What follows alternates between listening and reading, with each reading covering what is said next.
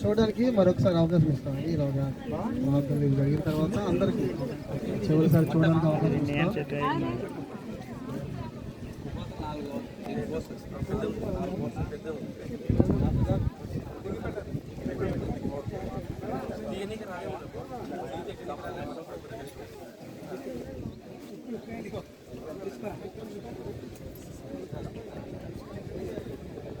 లేకపోతే ఐదు తీస్తాం, అది ఉండే చూడు. పైపులు ఉన్నాయి కదా, పైపులు తెలుసా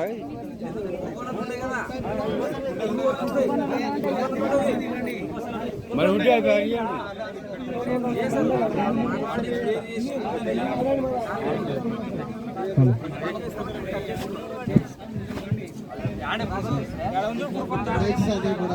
ఒక పాట పాడే లోపల అందరూ కూడా కార్యక్రమానికి కావాల్సిన వాటిని సరి చేసుకోండి. చిన్న పాట పాడుతున్నాం, ఆ తర్వాత అందరికి వచ్చినటువంటి పాట అంత్యదిన పాట పాడుతున్నాం. అంచదీనమందు దూత బూరనూద చుండగా నిత్యవాసురంబులల్లవారగా రక్షణందుకున్న వారి పేర్లు పిలుచుచుండగా నేను కూడా చేరియుందు నచ్చట, నేను కూడా చేరియుందు, నేను కూడా చేరియుందు, నేను కూడా చేరియుందు, నేను కూడా చేరియుందు నచ్చట. క్రీస్తునందు మృతులైన వారు లేచి క్రీస్తుతో పాలు పొందునట్టి ఉదయంబునన్ భక్తులార కూడి రండి అంచు పిలుచుచుండగా నేను కూడా చేరియుందు నచ్చట, నేను కూడా చేరియుందు, నేను కూడా చేరియుందు, నేను కూడా చేరియుందు, నేను కూడా చేరియుందు నచ్చట. కాన యేసు సేవ ప్రత్యహంబు చేయుచుండినే క్రీస్తు అద్భుతంబు ప్రేమ చాటుదన్ కృపనుందు వారి పేర్లు యేసు పిలుచుచుండగా నేను కూడా చేరియుందు నచ్చట, నేను కూడా చేరియుందు, నేను కూడా చేరియుందు, నేను కూడా చేరియుందు, నేను కూడా చేరియుందు నచ్చట.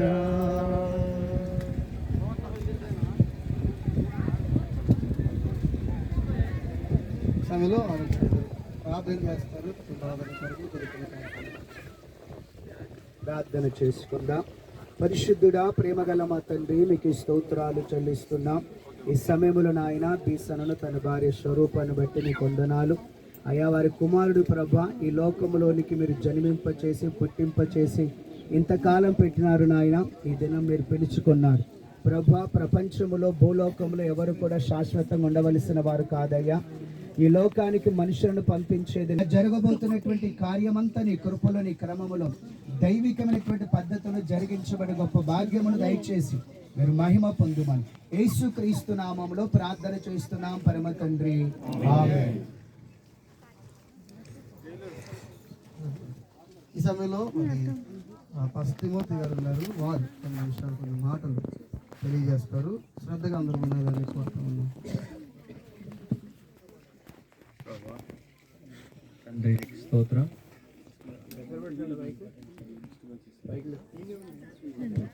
తండ్రి నీకు కృతజ్ఞతలయ్యా. యేసయ్యా నీకు స్తోత్రం. దేవా, ఈ సమాధి కార్యక్రమములకు నీ కృపను బట్టి నీ దయను బట్టి మమ్మల్ని నడిపించినందుకు వందనాలు దేవా. రీతేష్ విషయంలో నువ్వు చూపినటువంటి విశేషమైన కృప కొరకు స్తోత్రం.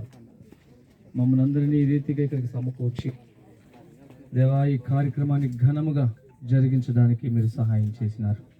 బంధుమిత్రుల్ని, స్నేహితుల్ని, ఆప్తుల్ని, ఆత్మీయుల్ని తండ్రి క్షేమముగా మా మధ్యకు నడిపించినారు. ఈ వేడ విషయమే నాయన తండ్రి కృప చూపించినందుకు స్తోత్రం. మీ వాక్యం మా అందరి హృదయాల్ని చెప్పినట్లు మీరు మాట్లాడి మహింపొంది యేసు పేట అడుగుచున్నాం తండ్రి, ఆమేన్. ఆమేన్.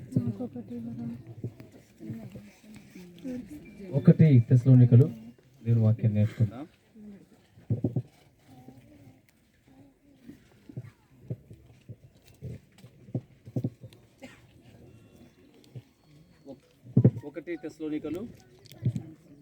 1 తెస్సలోనికలు 4వ అధ్యాయము 13వ వచనాన్ని చదువుతున్నాను. 1 తెస్సలోనికలు 4వ అధ్యాయం 13. సహోదరులారా, నిరీక్షణ లేని ఇతరుల వలె మీరు దుఃఖపడకు నిమిత్తం నిద్రించుచున్న వారిని గూర్చి మీకు తెలియకుండా నాకు ఇష్టం లేదు. యేసు మృతి పొంది తిరిగి లేచినని మనం నమ్మేదలా, అదే ప్రకారము యేసునందు నిద్రించిన వారిని దేవుడు ఆయనతో కూడా వెంట పెట్టుకుని వచ్చును. మేము ప్రభు మాట బట్టి మీతో చెప్పిందేమనగా, ప్రభు రాకడ వరకు సజీవమై నిలిచిండు మనం నిద్రించిన వారి కంటే ముందుగా ఆయన సన్నిధి చేరము. ఆర్భాటముతోను ప్రధాన దూత శబ్దముతోను దేవుని బూరతోను పరలోకం నుండి ప్రభు దిగవచ్చును. క్రీస్తునందుండి మృతులైన వారు మొదట లేతురు. ఆ మీదట సజీవులమై నిలిచిండు మనం వారితో కూడా ఏకముగా ప్రభుని ఎదుర్కొంటకు ఆకాశ మండలను మేఘముల మీద కొనిపోబడదు. కాగా మనం సదాకాలం ప్రభుతో కూడా ఉందము. కాబట్టి మీరు ఈ మాటల చేత ఒకరినొకడు ఆదరించుకునుడి.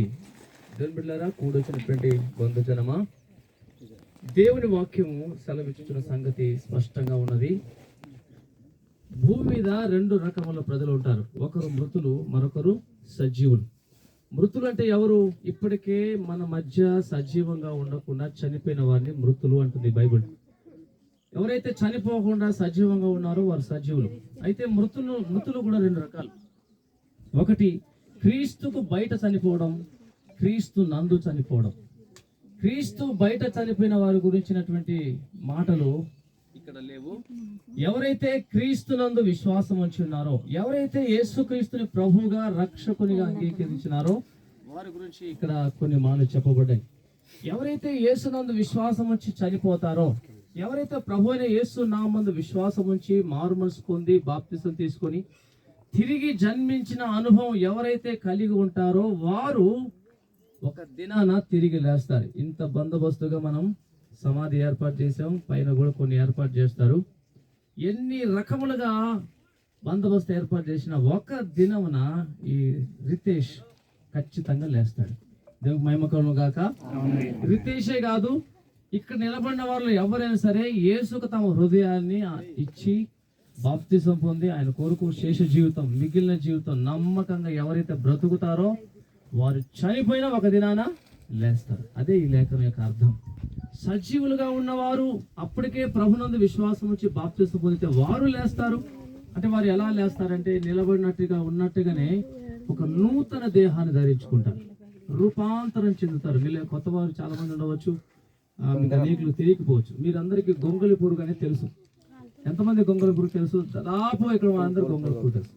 ఈ గొంగళి పురుగు సుమారు ఒక 21 దినాలు ఒక మట్టిలో తనకు ఉంచుకొని 21 రోజుల తర్వాత అది సీతాకోక చిలుకగా రూపాంతరం చెందుతుంది.